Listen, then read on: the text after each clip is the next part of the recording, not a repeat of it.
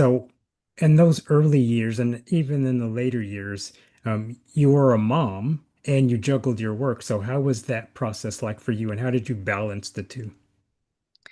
Being a mom was like a wonderful experience, but I remember people telling me like, being a mom, that's going to turn your life upside down. And I thought, no, I've taken care of my nephews. I can handle it. But yeah, they were right. It turns your life upside down in the best way possible. And juggling, children, going to school, doctor appointments, homework, and all sorts of stuff, and trying to work, and not only just trying to work, but creating a business production company was extremely challenging. What was really great is I was doing what I loved, which was storytelling and picking these amazing stories that I was just curious about. And the other thing that was really great was the flexibility. I think as a parent, one or the other has to have some flexibility to be able to run the kids to school, pick them up, and in between work, and then do dinner, and then, oh, let me finish up some stuff before we go to sleep and that kind of stuff. So it was great, but it was hard. I think nothing great, anything great in life is a lot of hard work.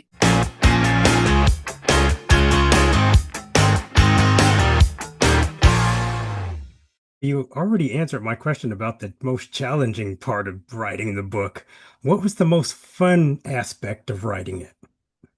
The most fun, obviously the whole process, it's really the illustration. When you start seeing the book come to life, you can envision it in your head as you're reading the text. But once that illustrator starts putting, pen to paper and starts uh putting to life your words, that's when you kind of get that, ooh, this feels good, that kind of that that excitement, that feeling in your stomach, like this is really happening.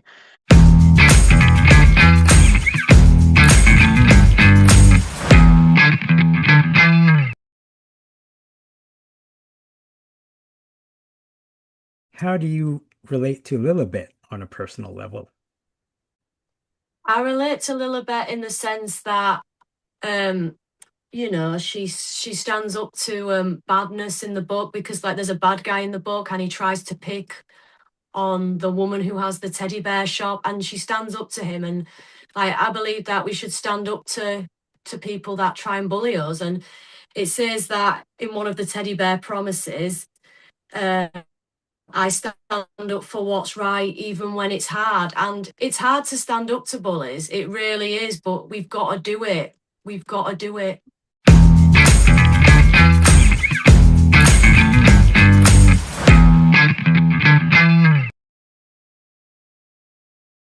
Tell me about Cushing's syndrome, and how you found out. So just tell us your background in terms of what you were going through physically and the symptoms and your journey throughout the whole process of figuring out how to change your symptoms and to get to where you are now.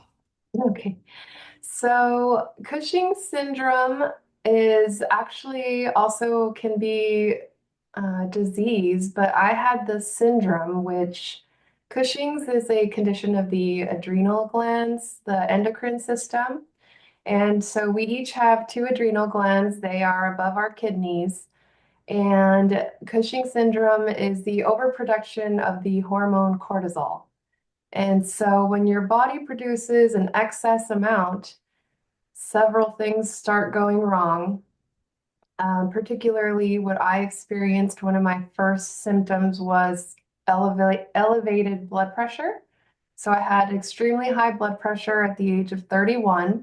Wow. I was always thin, active, played soccer, racquetball, basketball, ran half marathons, you name it, I did it. And it just didn't really make sense to me because there is also no family history of hypertension. Hmm. Um,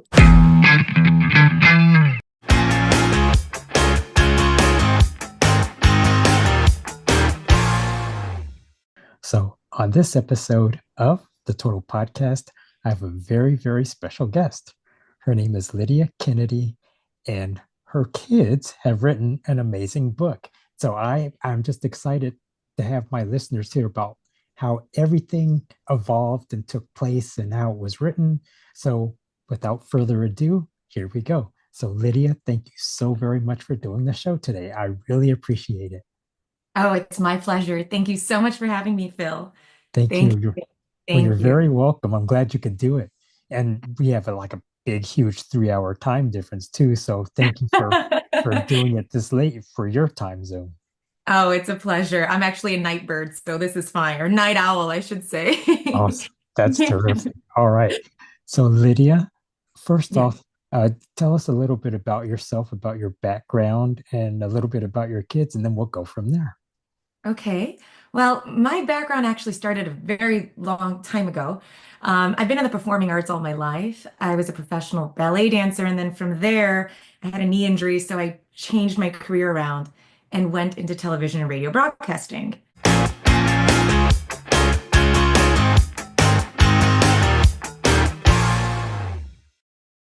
You had everything, including the kitchen sink, thrown at you in Oh, terms of yes. symptoms. My goodness. So, what process did you go through to figure out that you had Cushing syndrome? Because it had to take a lot of research for you to get to that point, I would think. So initially, as I mentioned, I have a degree in public health, and I was doing research on my own, trying to figure out, is this hypertension medication that I'm on, is it healthy to be on the rest of my life? Is it okay to be on? That was where my research first began because that was my first symptom. And at the time, I brought it up with my doctors that I had, and they said, no, it's okay. You should be all right. Even though what I had read, I was on nifedipine at the time. I read that it was hard on your kidneys and that it really isn't something you want to be on for a long term. But I was young, as I mentioned, I was 31. I think I was trusting. I thought that the doctors knew better than me. I'm not a doctor, but I trusted them for I believe far too long.